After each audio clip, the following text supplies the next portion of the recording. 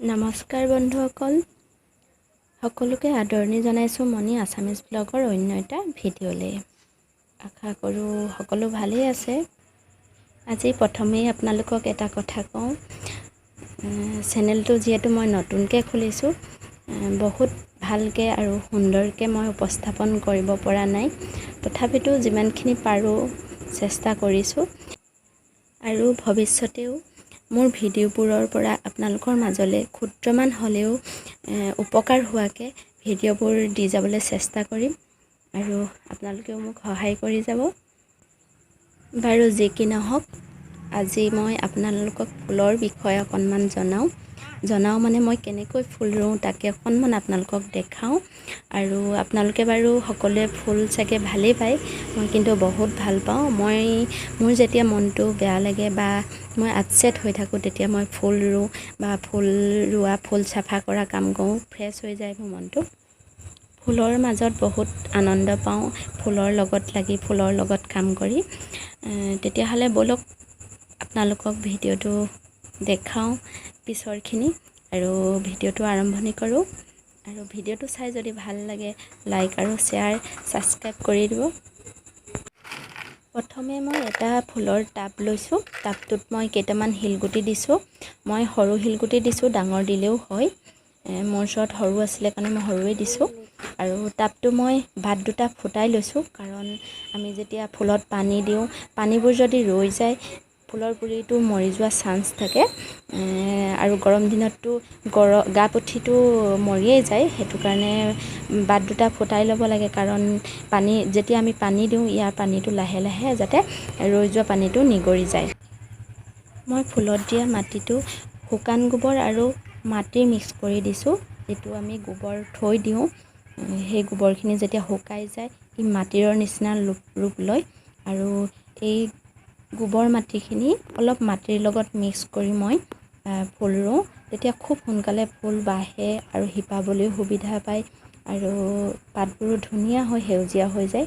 মই তেনেকৈয়ে ৰুওঁ। ফুলত মই বেলেগ কোনো ধৰণৰ সাৰ ব্যৱহাৰ নকৰোঁ, মই গোবৰ সাৰেই ব্যৱহাৰ কৰোঁ। গোবৰ শুকাই লৈ সেই গোবৰেই মই ইয়াৰ ফুলত দিওঁ। আৰু কিছুমানে কোকোপিট ব্যৱহাৰ কৰে, মই কিন্তু কোকোপিট ব্যৱহাৰ কৰা নাই।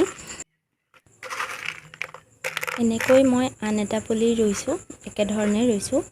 তলত শিলগুটি দি বাট ফুটাই লৈছোঁ, তাৰপাছত শিলগুটি দিছোঁ, তাৰপাছত এনেকৈ মাটি দি লৈছোঁ। এইটো পুলি মই এল'ভেৰা ৰুম। আৰু এটা কথা মন কৰিব আপোনালোকে, ফুলৰ পুলি এটা আমি যেতিয়া জীয়াই ৰাখোঁ বা নাৰ্চাৰীৰ পৰা কিনি আনো, তেতিয়া আমি যেতিয়া ৰুওঁ এনেকৈ ফুলজোপা মাজেৰে আঙুলিকেইটা ধৰি তললৈ মুখ কৰাই দিব, মূৰ কৰাই পিনে যাতে মাটিটো এৰি নাযায়, এৰি গ'লে মৰি যাব পুলিটো। এনেকৈ মই এইটো ঘৰত জীয়াই ৰাখিছিলোঁ।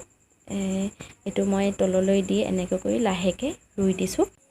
নাৰ্চাৰীৰ পৰা কিনি আনিলে ফুলটোৰ তলত পলিথিন এটা থাকে, পলিথিনে মেৰিওৱা হৈ থাকে, পেকেটটো ক'লা পলিথিন এটাই। সেইটো উলিয়াওঁতে খুব সাৱধানে উলিয়াব লাগে যাতে মাটিটো এৰাই নাযায়। তাৰ মাটিটো এৰাই গ'লে মানে পুলিটো মৰি যাব। সেইটো কাৰণে সেইটো লাহেকৈ তললৈ ফুলটোত ধৰি তললৈ লাহেকৈ মুখ কৰাই লাহে লাহে টানি পলিথিনটো এৰাই দিব লাগে। আৰু মাটিটো এৰাই দিব নালাগে, মাটিটোৱে সৈতে যদি ৰুই থোৱা হয় তেতিয়াহ'লে ফুলটো কেতিয়াও মৰি নাযায়।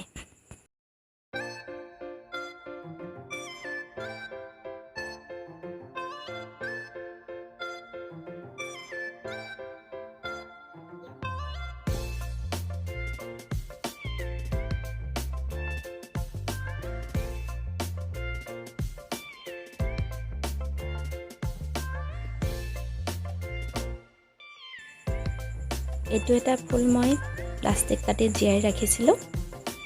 ইয়াত শিলগুটি দি ৰাখিছিলোঁ, মই শিলগুটিকেইটা লাগি গ'ল, একেবাৰে এৰাই দিছোঁ। একেধৰণে মই গোটেইকেইটা ফুলৰ পুলি ৰুলোঁ। কিছুদিনৰ পিছত ফুলৰ পুলিকেইটা মই আপোনালোকক আকৌ দেখাম, কেনেকুৱা হৈছে ফুলৰ পুলিকেইটা আপোনালোকক নিশ্চয় দেখাম মই কিছুদিনৰ পাছত। আৰু ভিডিঅ'টো ইমানতে সামৰোঁ। যদি মোৰ ভিডিঅ'টো চাই ভাল লাগে লাইক, শ্বেয়াৰ এণ্ড ছাবস্ক্ৰাইব কৰি দিব। আৰু ভিডিঅ'টো শেষলৈকে চোৱাৰ বাবে বহুত বহুত ধন্যবাদ।